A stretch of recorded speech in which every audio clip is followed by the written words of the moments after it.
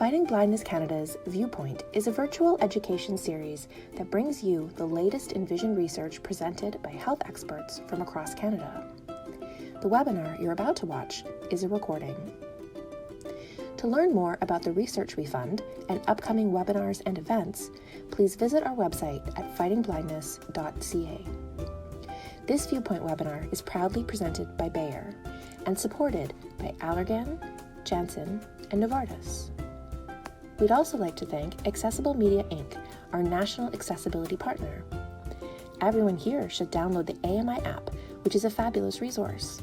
And you can watch excellent programming, including previous Fighting Blindness Canada events. Thank you for watching. We hope you enjoy this webinar and share your thoughts with us in the comment section below. Today, I'm so excited to introduce to you Dr. Deborah Gold, who is the Executive Director at Balance for Blind Adults. Welcome, Deborah. It's so nice to have you. It's really nice to be here, Morgan. Thank you. So could we start out by maybe telling us a little bit about Balance for Blind Adults? Who you are, what services you provide, that kind of thing. Sure. Well, we often find that there are people who haven't heard of us, so very happy to be here and talk a little bit about us. We are a small but mighty team, and operating for about 35 years in the city of Toronto, providing service to people who are blind or living with partial sight. Our vision is an open world for persons who are blind or living with sight loss, and we provide customized training and support to facilitate optimal independence and community engagement. One of the things that's kind of our written what we do, and I put our website address in the chat for everybody.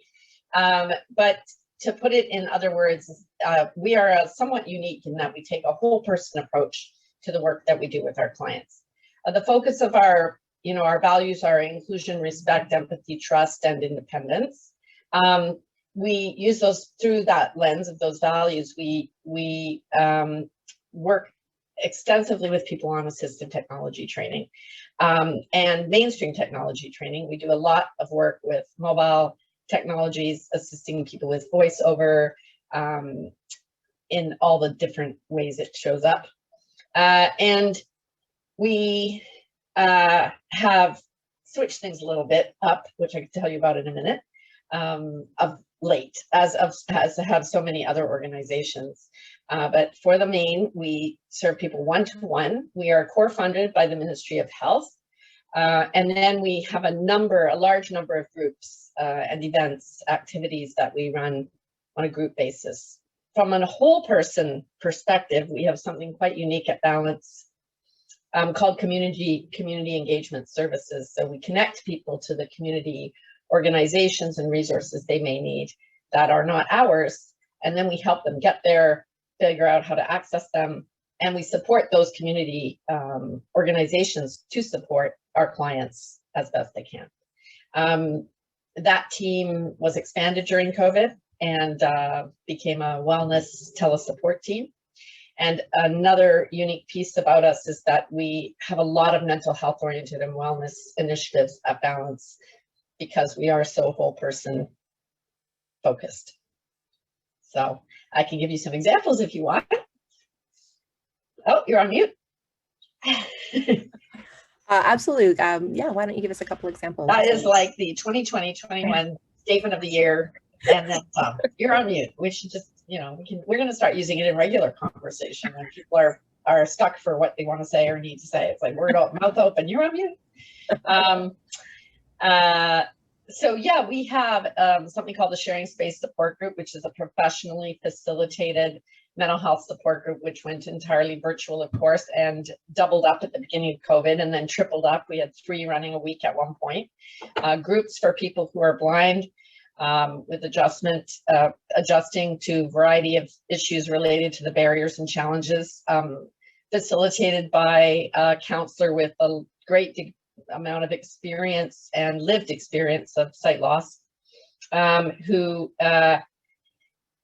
counsels through an ableism or anti-ableism lens. And so it's a very attractive option for many people. And now that it's virtual, we are accepting people into that group who don't live in the city.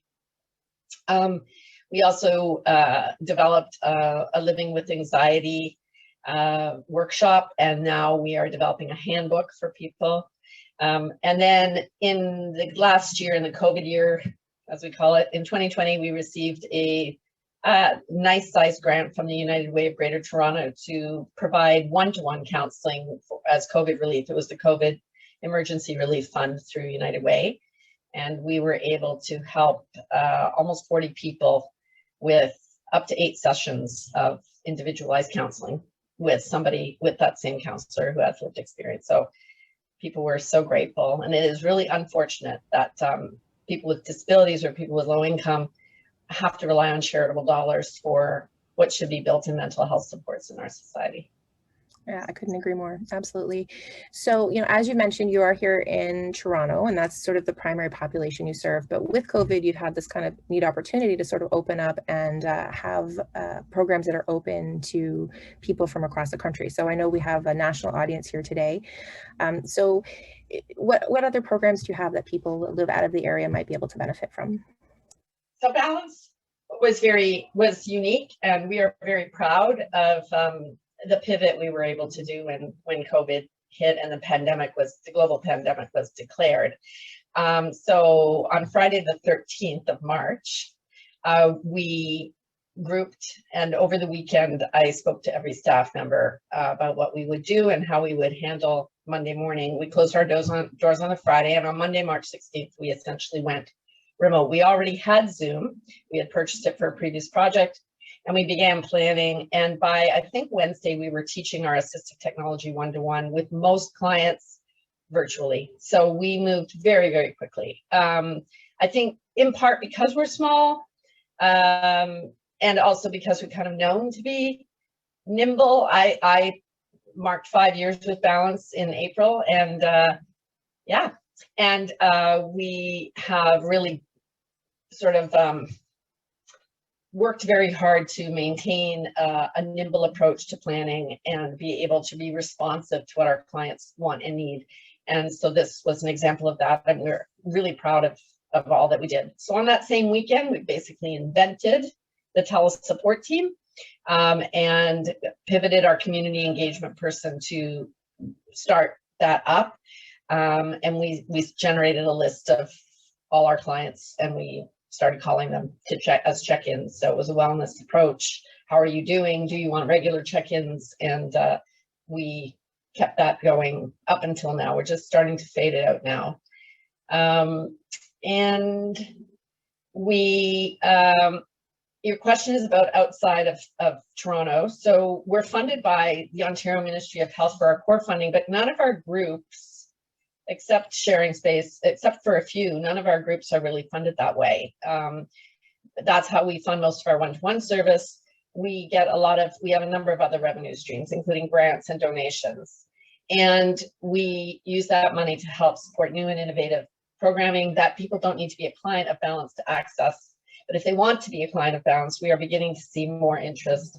We do have somebody accessing our groups on a regular basis right now from Saskatchewan. We have somebody who has dialed in from the East. Some of our fun event activities, when we pivoted, we started planning as early as April of last year for to decrease the sense of isolation, to have a good time. And we were the first of all the blindness organizations. Now everybody's doing it, but we were the first to have a trivia evening and breakout rooms and teams. And then we've brought in prizes now. We have prizes for people, so it's very popular. It's on hiatus at the moment. We're hoping to bring it back in the fall. Partly it's on hiatus because lots of people copied us and there's so much to choose from right now. But those things are all open to people from outside of Toronto. If you want, I put in the chat our website, and if you go to what's new is one of the big tabs at the top of the website, and the groups and events calendar is always being updated. So that's where you can find what's going on at Balance, and you can always shoot us an email at info@balancefba.org, and we'll tell you whether there's space for you to get involved or get registered for something. So as far as the teaching, the assistive tech teaching, if we have space in the calendar to be able to take someone and teach them, we will. We are setting a priority right now for Ontario until we can grow that team. But we're very excited because last year, one of our big achievements was the startup of a new program called our Assistive Technology Teaching Apprenticeship Program. And it provides employment on an invoicing basis as private contractors to people we're also teaching how to teach. So they're essentially truly apprenticeships. It's a 250-hour program. And if people love technology and want to be technology instructors, we will give them this experience and coach them, supervise them, assign them the clients, and they'll have their own client caseload. So we're quite proud of that as well. And with that expansion, as we begin to expand AT teaching, you can put the phones into the hands of people who are blind or living with low sight, but if they don't have the training to learn how to use them, those we've watched as phones just they're unused because there's nobody to teach them how to use them. So that's our mission around not just phones, but technology in general. So yeah, that's awesome. And another little plug is Balance has a fantastic newsletter that I get every week, and I actually volunteer to read it sometimes. So it's available audio and by email, and it's got a great list every week of what's coming up. So I always tell people to sign up for the newsletter. Great newsletter, and it's got over 400 subscribers now. And I'm very excited to let you know, Morgan, right here, that we just decided yesterday that since the recordings are being done on voice memo, they will go up on the website. So fairly soon, the recordings of the newsletters will go up. We are going to take the tab that's called Life in Balance, and if I could share screen, I would just show you how the website's set up, but I won't. You'll all be able to do this on your own. I know people from across the country are like, wait, this is a 35-year-old organization and we've never heard of them before. How's that happen? Well, we have been tiny, and for 10 to 15 years, they served around 10. We served, I wasn't there then, but around 10 to 12 adults. So that's why you haven't heard them. So, they want us to show them the website. So Here, do you want to do it, Morgan, or do you want to share it? Here, I can let you, then you can navigate. So let me see, can I give you, there you go. You should be able to share now. There you go.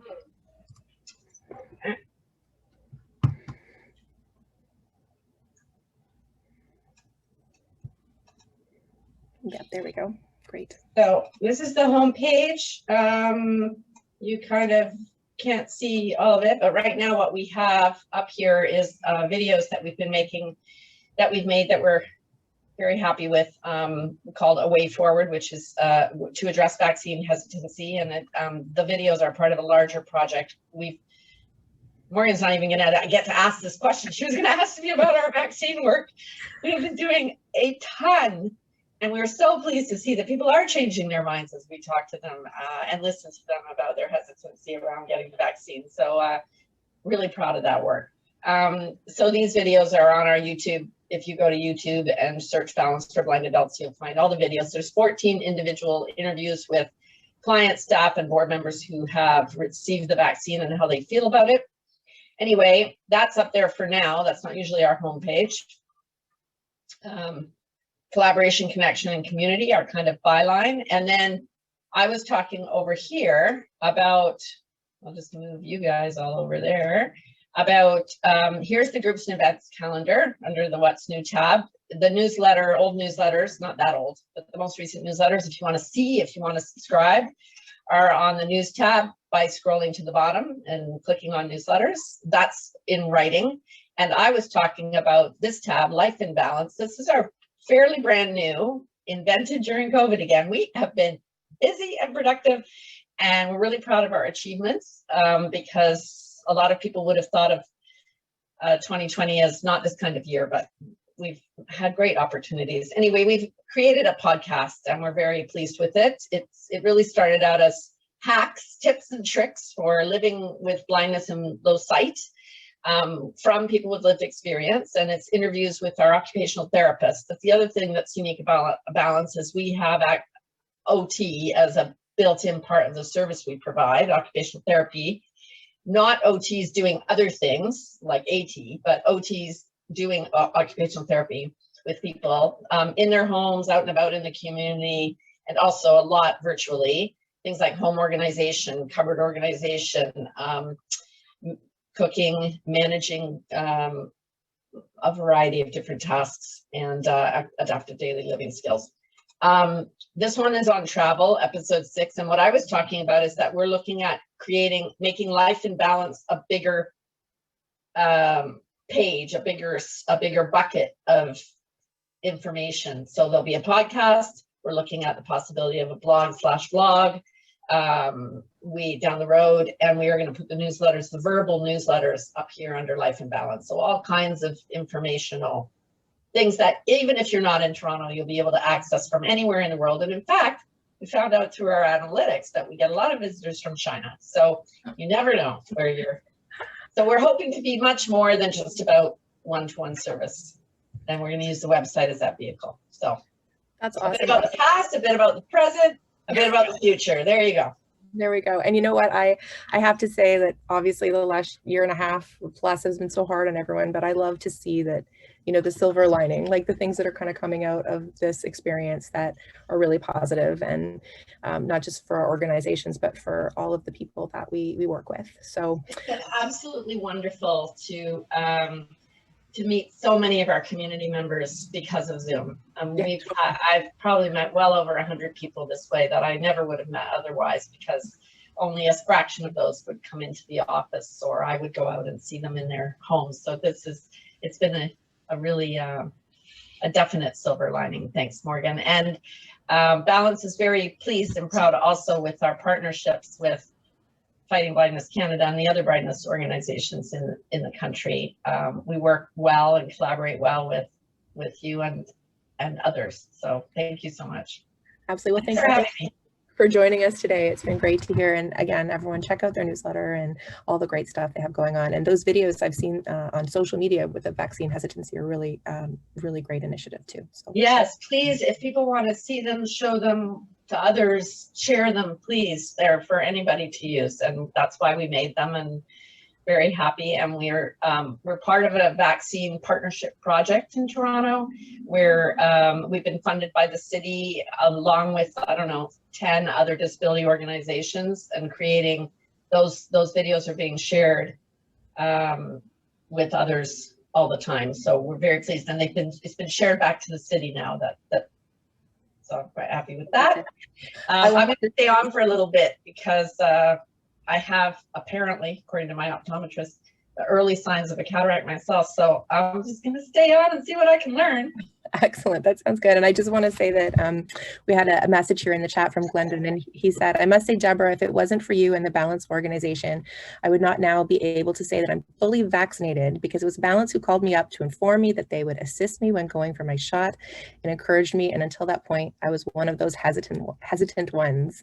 Big smile, best, and thanks for everything, Glendon. That's lovely. That's really nice to hear. Thank you, Glendon. Yes, that is the kind of support we've been providing, helping people to book, find a ride, and also meet them at the clinic and help them find their way through. And many times, as accessible as they're trying to be, it's just much easier with one of our staff to assist them on site. So we've been doing all of that. And yeah, I mean, I wish it was there for everyone in every city, but it's because it's hard. What if you live alone and you just don't have anyone to go with you? And we've also done quite a bit of behind the scenes work, helping the clinic managers to understand what's needed. For example, if you hand that piece of paper to a blind person about the aftercare,